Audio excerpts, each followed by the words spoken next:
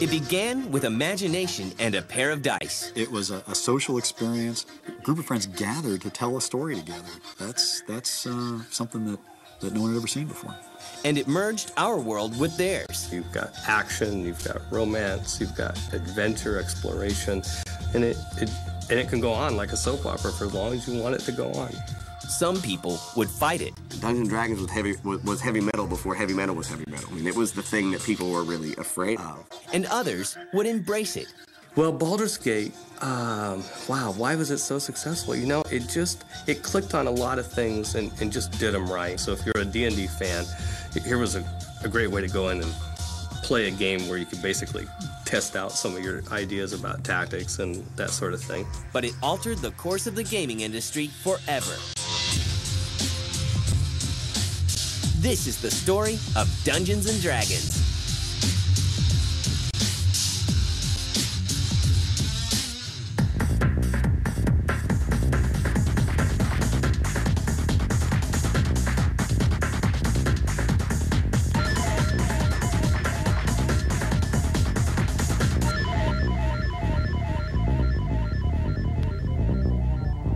The snowy winters of Lake Geneva, Wisconsin provide long hours for indoor entertainment. And in 1970, this perfect setting brings together two people and one incredibly unique idea. Dungeons & Dragons came out of a long line of wargaming. Gary Gygax and Dave Arneson were two different figures who led their own kind of local wargaming clubs. Where they would play big games of miniatures with little toy soldiers on tables. Both Gary Gygax and Dave Arneson were getting a little bit bored, and they're both very creative people, and they were looking for kind of the next step.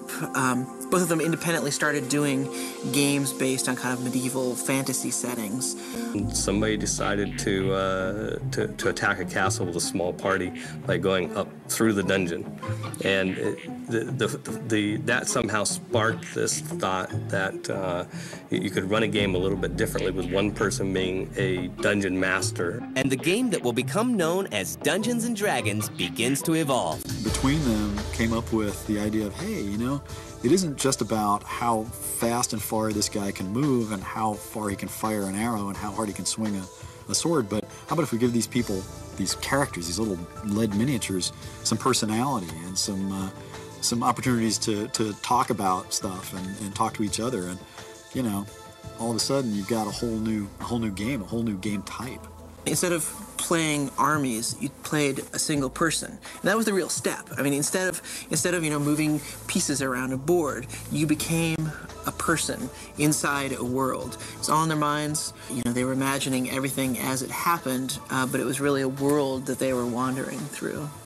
So it all started out as miniature stuff and then turned into something that I don't think anybody saw how big it was going to get.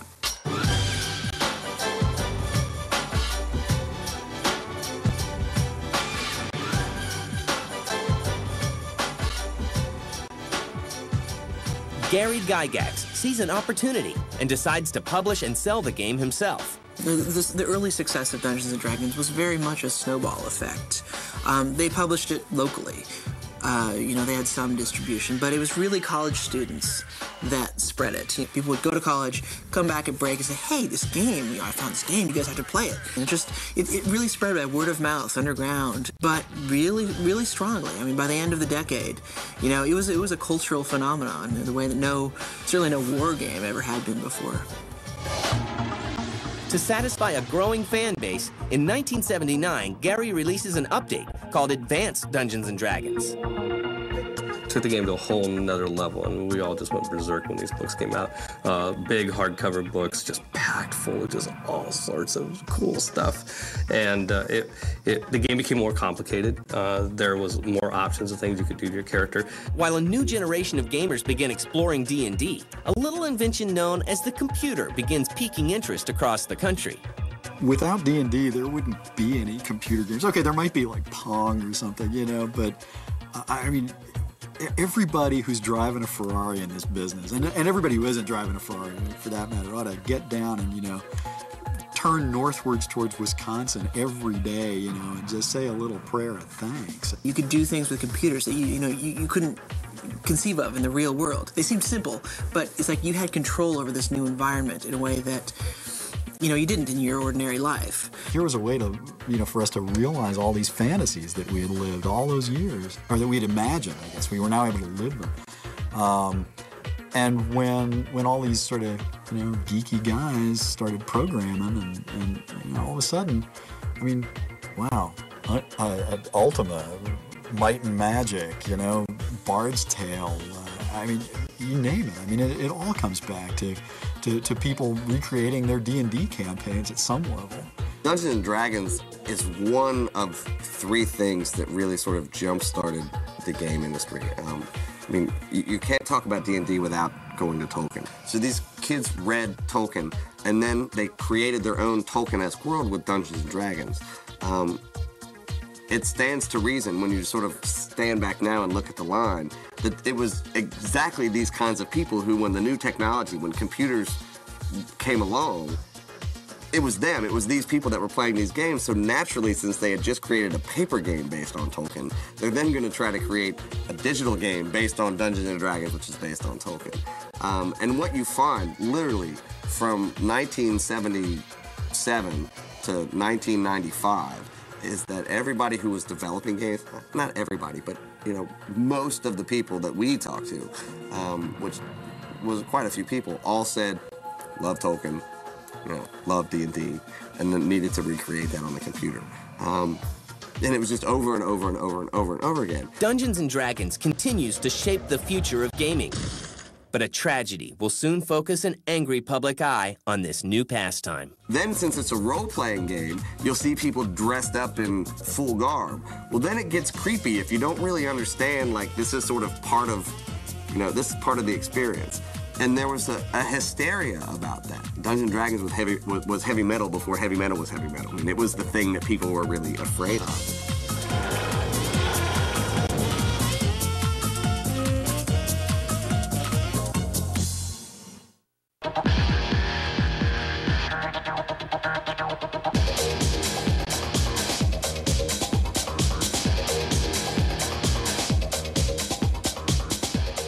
After a decade of relative obscurity, Dungeons & Dragons is about to reach new levels of exposure. But not all of it is good. Dungeons & Dragons has been the center point for a lot of anger throughout the years. I remember my mother was just unbelievably scared that I was playing this game that destroyed people's minds. It drove you mad. I mean, if you get that deep into your imagination and you start pretending you're someone else and you start, you know, wielding a sword as you play this game and dressing up and speaking funny, I think people were worried that you know, kids were going to get caught up in, you know, demonic, you know, anti-religious stuff or go crazy, all of which is crazy. And then if you really understand that it's a game about stories, and it's a game of fantasy, and it's a game that essentially needs to be played with other people, you can't really play it by yourself and have fun, some of that fear goes away, because you realize your kid really isn't, you know, Lothar the pagan wizard. But the intense public scrutiny only helps Dungeons & Dragons find a new audience.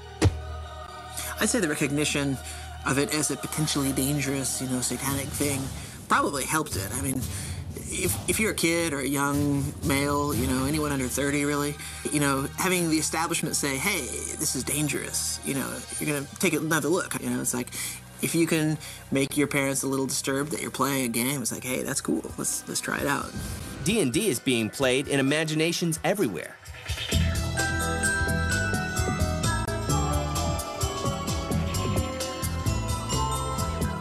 I remember when I started at TSR, I think the received wisdom that we had something like 15 million active players on an ongoing basis at that time. That was back in the mid-'80s, I guess. And that's a pretty big chunk of people.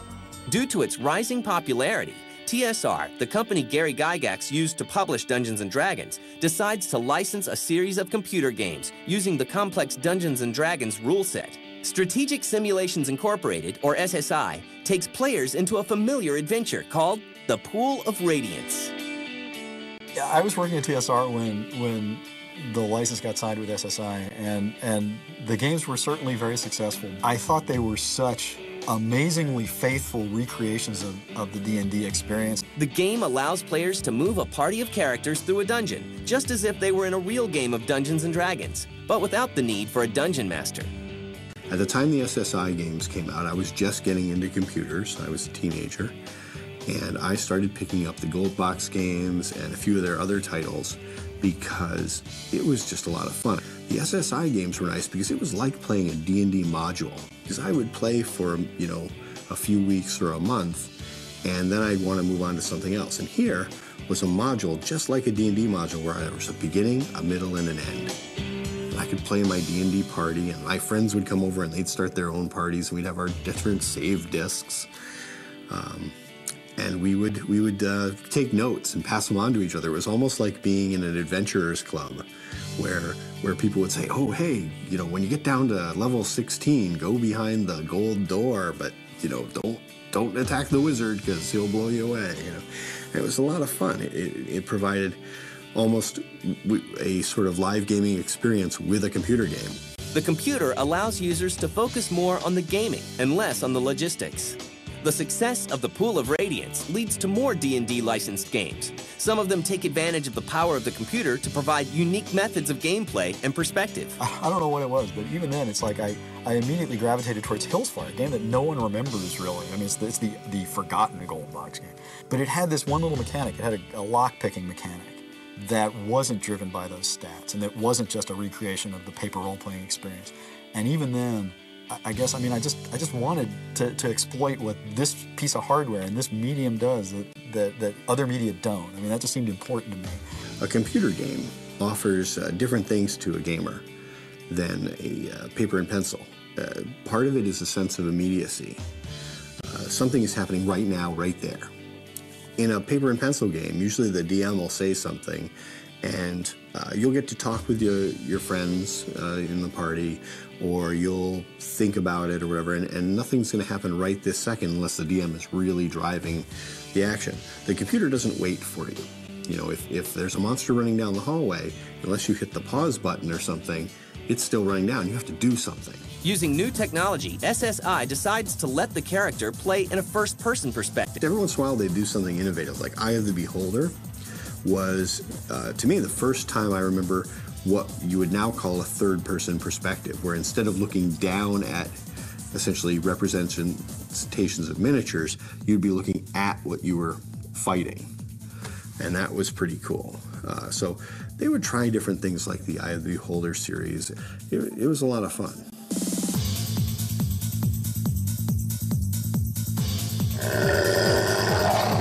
SSI continues to release games using the Dungeons & Dragons license, but the market wanes. I think the real answer, it isn't much of a mystery. I mean, I think it's just that after a while, any license needs to be rested. I mean, people just get tired of the same stuff.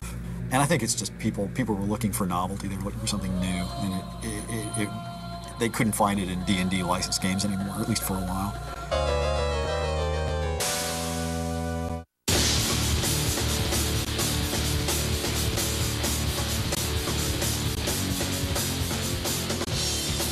And improvements in technology lead to gameplay so immersive that it draws people away from the role-playing games of the past. I think Doom really sent Dungeons & Dragons type games into decline. Doom-style games are addictive. You sit down and you play and you get drawn in, and they're faster, they're scary, and they get your adrenaline going in a way that most role-playing games don't. Doom really changed the market. I mean, it was a turning point. And just as the Dungeons & Dragons computer games begin to lose their audience, TSR also begins a wobbly spiral that points to bankruptcy and a game that really does have an end. TSR found out it was in kind of financial trouble, and people were wondering what was going to happen next.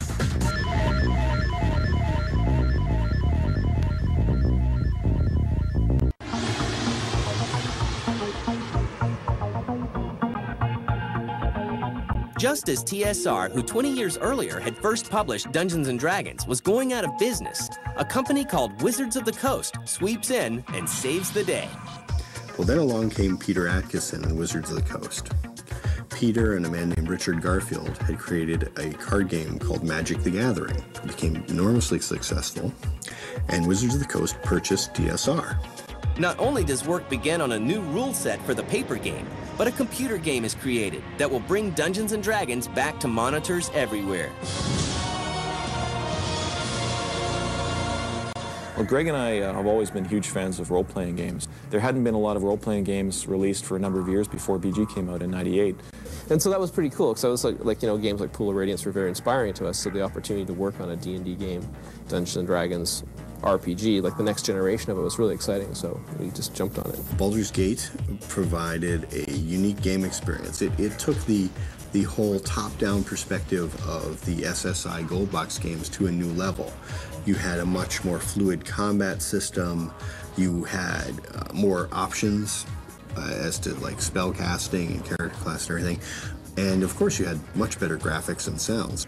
If the old SSI games were lacking in anything that they could have possibly had, they didn't have a lot of story or background. Baldur's Gate games did. You know, you had to solve a puzzle, you had to learn about the world, and they really conveyed that. Baldur's Gate is a story as much as it is a game. The game successfully replicates the D&D rule set, allowing players to focus on the story and characters that make up the world they explore. It clicked on a lot of things and just did them right. You could have a whole party of characters. You could pause the action. You could individually command what each character was doing. So if you're a D&D fan, here was a great way to go in and play a game where you could basically test out some of your ideas about tactics and that sort of thing. And we were really careful to remain true to the license. One of the things we're very careful about when we work on licenses like Dungeons & Dragons or Star Wars is that we want to make sure that we retain the original vision. The fans they deserve to get what they're expecting. If they're expecting a game that's true to that original rule set or that universe, they should see it in the final title. The success of the game leads to several sequels, all of which become bestsellers. It was also based on the Dungeons & Dragons license, and I think that had a big part in getting the name recognition out for the title. It gave us a starting point that allowed us to kind of leap off and get more people knowing about it.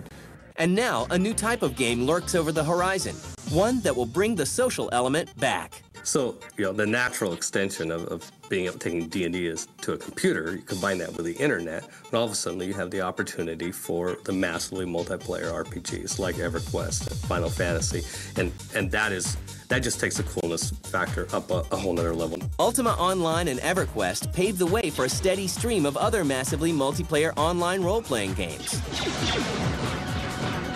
They can play with those games, and they can interact with each other. Even if it isn't quite the same as sitting across the table, you can still instant message your friend, and you can talk out of character, and you can go on an adventure together. It's great that there's that avenue. But some people still feel there are fundamental differences between these games and a true Dungeons & Dragons experience. Online games right now typically ask you to accept a world where everybody is a hero. And in a D&D campaign, it was you with 5 of your buddies going in and being heroes. And that's very different. It's when you're alone, solving really big problems and acting heroically. That's very different than standing in line while the guy in front of you kills a dragon and gets the experience, and then you walk up and kill the dragon and get the experience, and then it, you know, rematerializes and the guy behind you does it. I mean, when everybody's killing that dragon, nobody's a hero, and D&D is all about being heroes. Despite the popularity of the online games, other companies continue to pursue the single-player experience, including a game that promises to allow players to create adventures for their friends and recreate their favorite adventures from the past. The more recent Dungeons & Dragons games are, if anything, even more faithful recreations of the original game, and you gotta respect the polish and professionalism with which they've been implemented. They're telling some really cool stories. They're letting players pick their roles in very traditional ways. And I love the fact that they're character-driven, story-based experiences. As we look back over the past 30 years, it's hard to find a game that hasn't been influenced by Dungeons & Dragons. Dungeons & Dragons has had an amazing impact on society that a lot of people, I don't think, are really aware of. And that effect is just being the game that laid out, this is what fantasy gaming is. The whole category of role-playing games, they're pen and paper based, all grows out of Dungeons and Dragons. And looking into the future, companies will continue to try and perfect the experience of playing Dungeons and Dragons without actually playing. The idea of Dungeons and Dragons, I think, is driving the simulations like There.com. Ultimately, that may be what the legacy of Dungeons and Dragons is. Like, this is what started it, and it's this idea that drives this stuff. The future for Dungeons and Dragons, I think, is very bright. For one thing, I think that no matter how fancy the computers get, it's still fun to sit around a table with all your friends and play a game in kind of slow motion where everybody can see what everybody else has done. That experience is not going away. There's going to be the fusion of the best of both worlds, where you can get the fun of sitting around the table with your friends, but have the computer doing all the heavy lifting.